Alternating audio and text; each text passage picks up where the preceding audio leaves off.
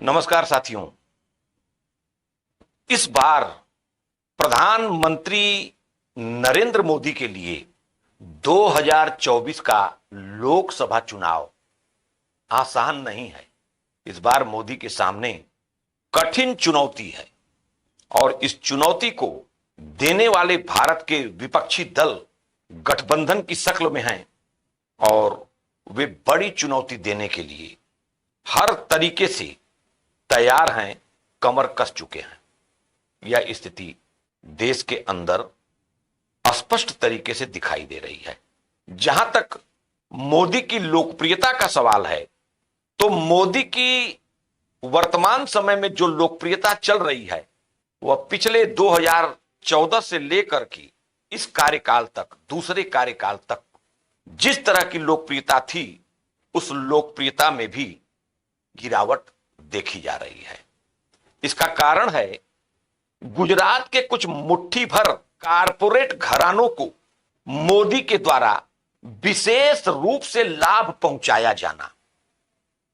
विपक्षी दल इस बात का आरोप लगा रहे हैं कि प्रधानमंत्री नरेंद्र मोदी कुछ मुट्ठी भर गुजराती पूंजीपतियों के लिए काम करते हैं और इन्हें लाभ पहुंचाने वाली सुलभ योजनाएं बहुत आसानी से मुहैया करा दे रहे हैं। गौतम अडानी की संपत्ति में भारी इजाफा हुआ है। गौतम अडानी अपने उद्योग धंधे में काफी मुनाफे को लेकर के चर्चित रहे हैं। यह बात विपक्षी दल जनता के सामने देश के अंदर घूम घूम करके रख रहे हैं। नरेंद्र मोदी उन मुट्ठी भर पूंजीपतियों के लिए काम कर रहे हैं जो इनके काफी निकट हैं और मोदी की यह शैली लोगों के समझ में आ भी रही है और इसको लेकर के मोदी की लोकप्रियता में गिरावट देखी जा रही है। सबका साथ, सबका विकास, सबका विश्वास, मोदी का दिया गया यह नारा कहीं न कहीं खंडित होता हुआ दिखाई दे रहा है। देश की बढ़ती हुई महंगाई, बेरोजगारी और महंगाई बेरोजगारी के बीच कुछ गुजरात के कारपोरेट घराने काफी लाभ में आगे चल रहे हैं। यह सवाल लोगों को अब समझ में आ रहा है कि भाई देश महंगाई और बेरोजगारी की चपेट में है, लेकिन ऐसा कौन सा जादू है कि मोदी के निकटतम संबंध रखने वाले जो कारपोरेट घराने हैं वह मुनाफा कमाए जा रहे हैं, वह लाभ कमाए जा रहे हैं। किसी को एयरपोर्ट मिल जा रहा है, उसी व्यक्ति को पोर्ट मिल जा रहा है, उसी व्यक्ति को अन्य जगहों पर सरकारी उपक्रम आसानी से मुहैया हो जा रहे हैं और इस तरह वह जो है तमाम ऐसे उद्योग धंधे हासिल करता चला जा रहा है जो उसके लिए फायदेमंद साबित हो रहे हैं। इस तरह का जो माहौल देश के अंदर उत्पन्न है, यह मोदी के लिए बड़ी चुनौती पेश करने जा रहा है। मोदी के सबसे चहेते ऑफिसर अरुण गोयल ने चुनाव आयुक्त के पद से अचानक इस्तीफा दे दिया। उन्हें बार बार मनाने का प्रयास किया गया, लेकिन वे नहीं माने। वे अपनी जिद पर अड़े रहे और उन्होंने अंततः अपना इस्तीफा सौंप दिया। उनका इस्तीफा ऐसे वक्त में दिया गया जब देश के ऊपर चुनाव का बोझ है, चुनाव होने वाला है और चुनाव मात्र कुछ ही महीने शेष रह गए हैं जब 2024 का लोकसभा चुनाव होना है। और इसके बाद भी अरुण गोयल जो चुनाव आयुक्त के पद पर हैं, किसी की बात नहीं मानते हैं। उन्हें मनाए जाने का प्रयास होता है लेकिन वो मानते नहीं हैं और कहते हैं कि मैं इस्तीफा देकर रहूंगा। अपना इस्तीफा दे देते हैं और अपने को चुनाव आयुक्त के पद से कार्य मुक्त कर लेते हैं। ऐसी क्या वजह थी कि उनके इस्तीफे को राष्ट्रपति ने तुरंत स्वीकार भी कर लिया? गौतम अडानी के न्यूज चैनल एनडीटीवी के हवाले से यह बात छन करके सामने आई कि उनसे बार बार आग्रह किया गया कि आप इस्तीफा न दें, लेकिन वे अपनी जिद पर अड़े रहे और इस्तीफा दे ही दिए। भारतीय चुनाव आयोग में कुल 3 इलेक्शन कमिश्नर होते हैं। इसमें एक मुख्य चुनाव आयुक्त और 2 उसके सहायक चुनाव आयुक्त होते हैं। राजीव कुमार जी इस वक्त देश के मुख्य चुनाव आयुक्त हैं। उनके सहयोग में अरुण गोयल चुनाव आयुक्त थे और उनके एक अन्य सहयोगी थे अनूप चंद्र पांडे। ये 3 लोग थे। अनूप चंद्र पांडे पिछले महीने रिटायर्ड हो गए। अब 2 लोग बचे हुए थे। उसमें से अरुण गोयल जो कि अचानक यह निर्णय लेते हैं और अपना इस्तीफा दे देते हैं।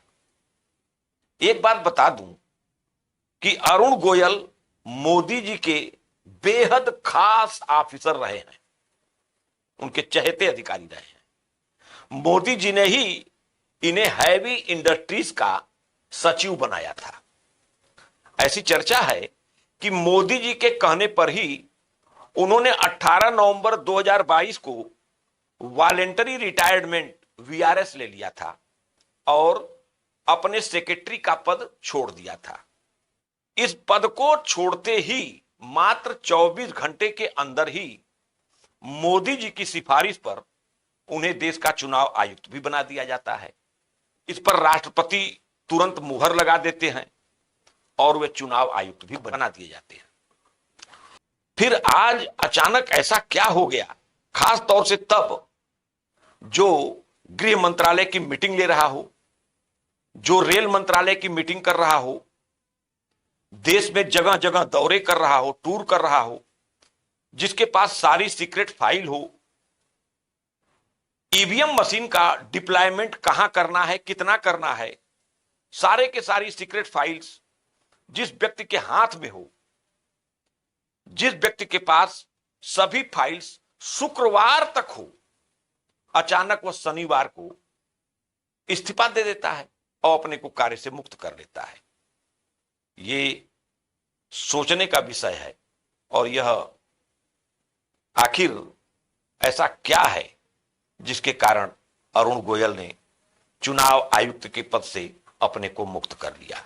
कहीं ऐसा तो नहीं कि अभी कुछ महीने पहले ही दिल्ली के जंतर मंतर पर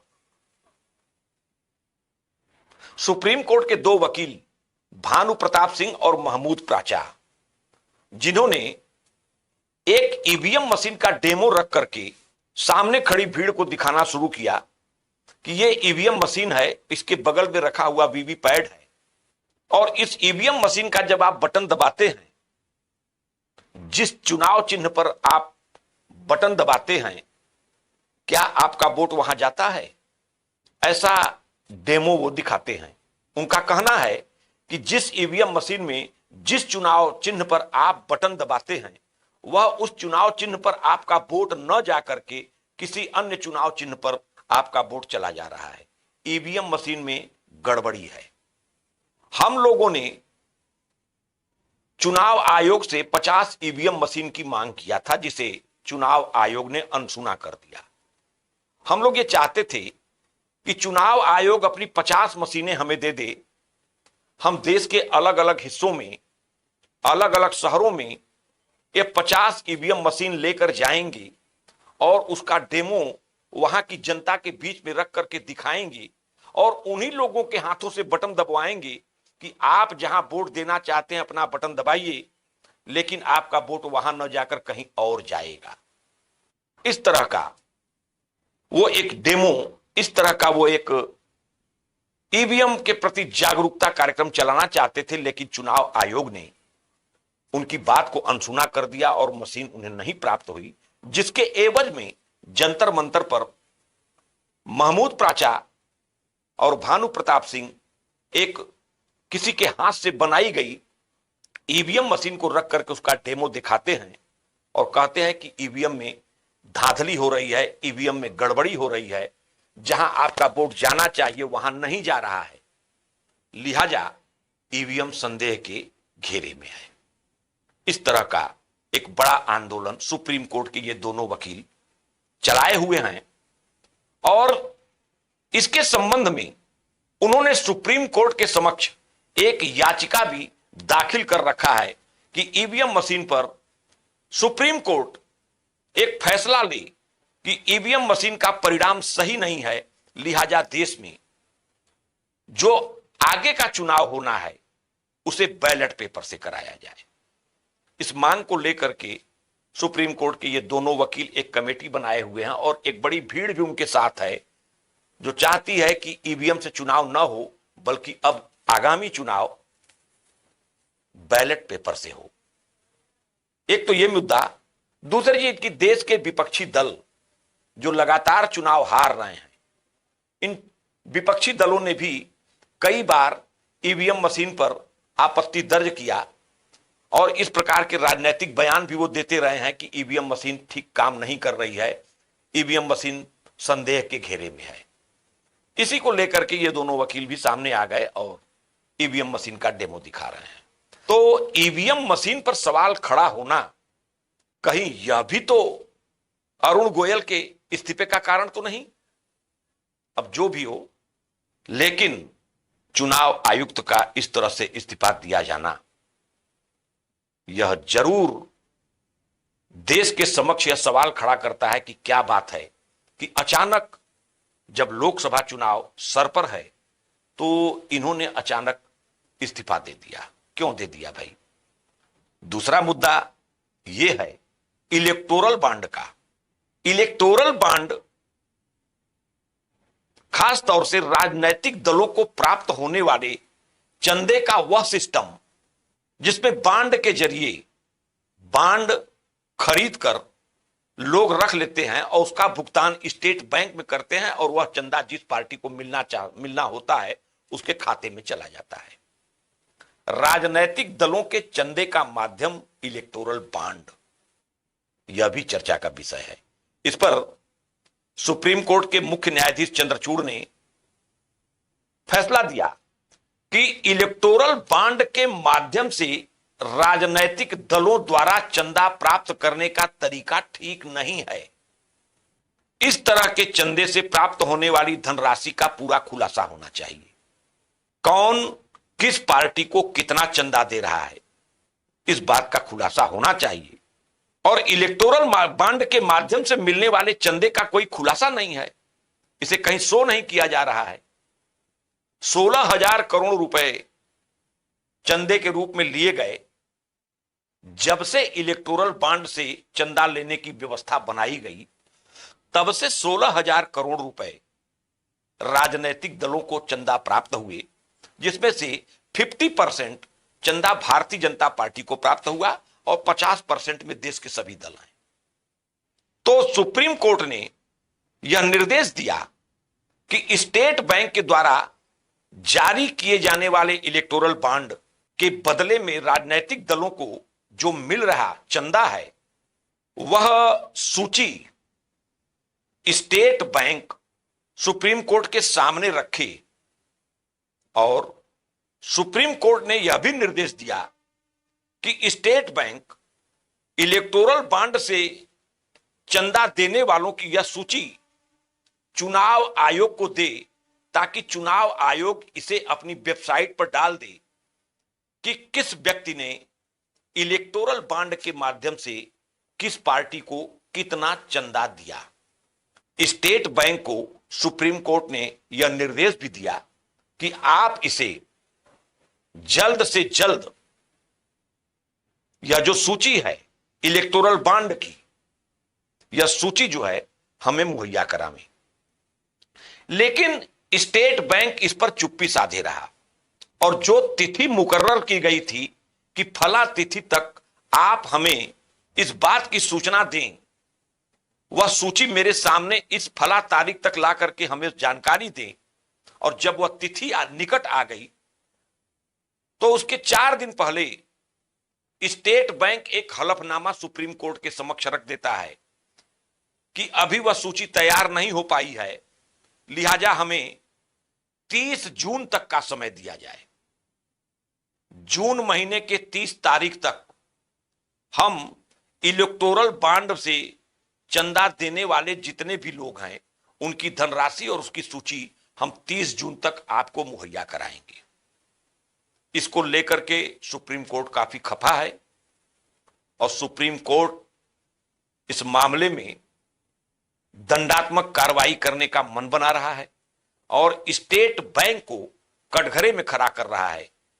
सवाल यह उठता है कि स्टेट बैंक चंदा देने वाली वह सूची सुप्रीम कोर्ट को क्यों मुहैया नहीं करा रहा है? आखिर क्या मंशा है स्टेट बैंक की जो यह सूची देने से वह कतरा रहा है? इसको लेकर के भी लोगों के मन में स्टेट बैंक, कारपोरेट घरानों और मोदी सरकार, इसके बीच कोई न कोई ऐसा रहस्य लोगों को समझ में आ रहा है जिस पर पर्दा डालने का प्रयास किया जा रहा है। यह भी लोगों के मन में उत्पन्न होने वाले असंतोष का एक बड़ा कारण है। तो इन सभी कारणों पर अगर विचार किया जाए तो देश का एक बड़ा जनमानस जो अब तक नरेंद्र मोदी को अपना नेता मानता था, ऐसे लोगों के मन में भी अब यह आशंका घर करने लगी है कि नरेंद्र मोदी जिस मानक पर सबका साथ, सबका विश्वास, सबका विकास लेकर चलने की बात करते थे, उस मानक पर खरे नहीं उतर रहे हैं, बल्कि यह देश के प्रधानमंत्री न होकर गुजरात के कुछ मुट्ठी भर पूंजीपतियों के प्रधानमंत्री बन गए हैं। लिहाजा मोदी की लोकप्रियता में इधर के कुछ महीनों में काफी गिरावट देखी जा रही है और इन्हीं गिरावट के आधार पर यह कहा जा सकता है कि मोदी के लिए आगामी 2024 का लोकसभा चुनाव आसान नहीं है। यह मुश्किलों भरा चुनाव होगा जिसमें मोदी को अपनी दक्षता सिद्ध करनी पड़ेगी कि वे सबका साथ, सबका विकास और सभी लोगों में विश्वास रखते हैं। अब यह उन्हें सिद्ध करना है, अथवा अब उन्हें यह भी सिद्ध करना पड़ेगा कि वे कारपोरेट घरानों का हित चाहते हैं या जनता का हित चाहते हैं। तो इस तरह से मोदी की कार्यशैली पर एक प्रश्न चिन्ह खड़ा होता दिखाई दे रहा है, जिसका जवाब भी नरेंद्र मोदी को ही देना पड़ेगा। तो आज बस इतना ही। आप सभी लोगों को थैंक यू, धन्यवाद, सादर नमस्कार।